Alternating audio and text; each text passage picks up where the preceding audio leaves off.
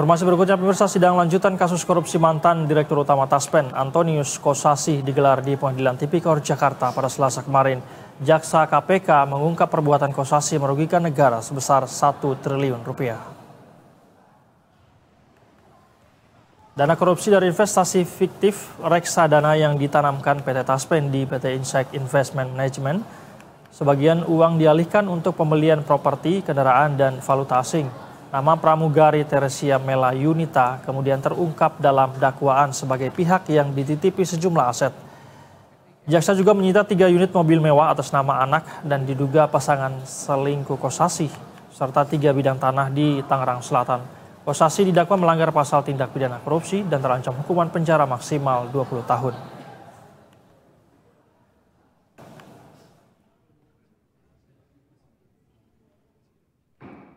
Dalam dakwaan jaksa, Kosasih disebut memperkaya diri hingga 34 miliar rupiah, termasuk dalam bentuk valuta asing dan aset mewah. Berikut rincian sejumlah aliran uang hasil korupsi Kosasih berdasarkan dakwaan jaksa.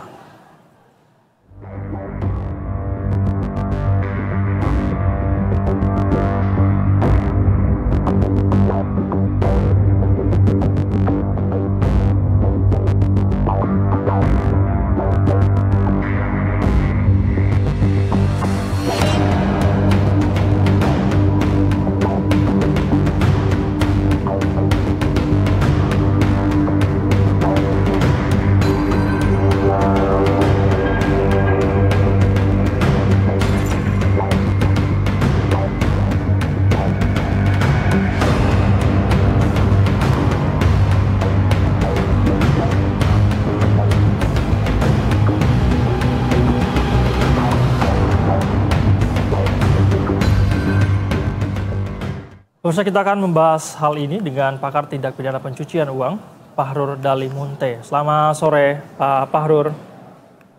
Selamat sore, Mas Said. Apa kabar? Alhamdulillah sehat. Semua Bang Fahrur sehat-sehat juga ya. Bang Fahrur, saya mau langsung saja ini. Dalam sidang jaksa yang kemarin menyebut bahwa Kosasih ini memperkaya diri sendiri dan bahkan menggunakan uang untuk membeli properti, tanah, dan mobil.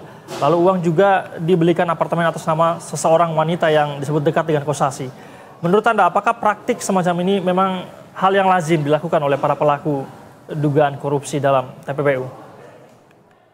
Ya, jadi beberapa waktu lalu PPATK itu buat penelitian ya. Intinya adalah meneliti bagaimana sih modus para pelaku tindak pidana korupsi dalam melakukan pencucian uang. Artinya pelaku tindak pidana korupsi menggunakan uangnya untuk apa gitu ya. Nah, di dalam penelitian tersebut terdapat 6 jenis model prosedur yang mereka lakukan untuk mencuci uangnya. Nah, 2 diantaranya yang tadi Mas Said sampaikan, yakni yang pertama adalah yang ada juga di list tadi itu adalah satu pembelian aset atau barang-barang mewah. Itu macam-macam dalam berbagai kasus, selain apartemen, rumah, juga ada mobil, tas, dan sebagainya. Yang kedua adalah, sebagaimana yang ada di dalam kasus ini, itu juga ada uang-uang dalam bentuk mata uang asing gitu ya. Jadi dalam banyak kasus tindak pidana korupsi, banyak juga ditemukan bahwa para pelaku itu menyimpan uang dalam bentuk tunai. Baik itu dalam bentuk rupiah maupun mata uang asing. Tujuannya apa? Jadi dalam studi tindak pidana pencucian uang itu disebut sebagai anonymous asset type, jadi aset tak bernama, sehingga dalam proses pelacakannya lebih sulit daripada aset bernama misalnya yang ada di bank atau aset-aset properti dan kendaraan. Baik, kalau menurut Anda, Bung Fahrur, bagi penegak hukum ini, apa yang seharusnya didalami lagi dalam setiap kasus dugaan korupsi, terutama terkait praktik-praktik TPPU seperti ini? Ya, TPPU itu akan bisa membuka tabir kemana uang itu berakhir dan kemana uang itu diolah gitu ya. Jadi yang harus dilakukan oleh penegak hukum adalah yang pertama adalah periksa semua komunikasi yang dilakukan oleh para pelaku. Kadang misalnya begini, misalnya contoh aset dalam bentuk tunai, dolar misalnya. Itu akan sulit untuk melacak siapa yang megang dolarnya kalau misalnya dolar itu disimpan di tempat tersembunyi. Dalam banyak kasus bahkan misalnya mata uang asing misalnya, itu disimpan di kontrakan orang lain yang bahkan yang kontrak nggak tahu. Nah bagaimana cara mengetahuinya gitu ya. Yang pertama tadi kita harus telusuri bahwa misalnya dari tindak pidana korupsi dia memperoleh atau menikmati keuntungan berapa ya.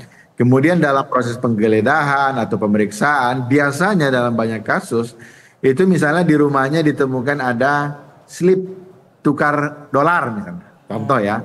Itu biasanya tukar dolar itu bukan atas nama si pelaku, tapi atas nama pihak lain. Nah, tinggal pihak lain itulah yang kemudian dipanggil, diperiksa, kemudian ditanya berapa kali dia ganti dolarnya di mana, dan dia simpan uangnya di mana. Nah, untuk kemudian yang lain-lain, misalnya aset ya, bisa jadi kan kalau kita cek di BPN kan namanya bukan atas nama pelaku gitu ya. Nah itu biasanya akan ketahuan dari komunikasi atau record komunikasi yang dilakukan oleh pelaku. Misal dia sering komunikasi sama siapa, atau misal dia dalam proses pelacakan sebelumnya dia itu pulangnya kemana. Tadi kan disebutkan ada apartemen beberapa gitu ya. Untuk mengetahui apakah apartemen-apartemen yang disinggahi itu milik dia atau milik orang lain. Karena memang salah satu modus tindak pidana pencucian uang dalam tindak pidana korupsi adalah membeli aset atas nama pihak lain. Tapi yang namanya pemilik nggak mungkin nggak datang ke tempat yang dia punya. Misal ada orang korupsi kemudian dia cuci uang pakai mobil atas nama pembantunya misalnya. Tapi kan mobil itu dia pakai. Iya. Gitu Mas. Tapi kalau menurut saya Bang Fahrur ini pihak ketiga dalam kasus ini yang bukan atas nama dia, apakah bisa dijerat secara hukum juga pihak-pihak ketiga yang menerima yang atas nama dia dari pelaku TPPU? Kalau di kasus ini kan sebenarnya TPPU-nya belum ada ya. Cuma kalau di tindak pidana pencucian uang itu bisa. Jadi TPPU itu dibagi tiga. Satu placement atau penempatan. Misalnya orang habis maling atau habis korupsi, naruh duitnya di bank. Nah itu menempatkan. Kemudian yang kedua adalah layering. Layering itu misalnya duit itu ditaruh ke dalam suatu badan usaha. Dia punya misalnya badan usaha laundry, ditaruh di situ, diputar di situ. Itu layering untuk mengelabui asal usulnya. Misalnya laundry itu milik tetangganya, tapi duitnya ditaruh di situ. Itu namanya layering. Kemudian yang ketiga adalah integration, orang yang menerima terakhir. Nah, apakah orang atau pihak ketiga yang tadi disebutkan menerima itu bisa dijerat tindak pidana pencucian uang? Tentu iya. Jadi dia bisa dikenakan pasal 5 TPPU, yakni orang yang menerima hasil tindak pidana pencucian uang. Tapi dengan syarat ya, bukan hanya sekedar menerima gitu, tapi dia menduga betul bahwa ini orang dengan profil A misalnya nggak mungkin bisa dalam suatu waktu beli 20 apartemen misalnya. Karena kita tahu misalnya gajinya hanya contoh misalnya 50 juta, dia beli apartemen 30 miliar gitu kan nggak mungkin.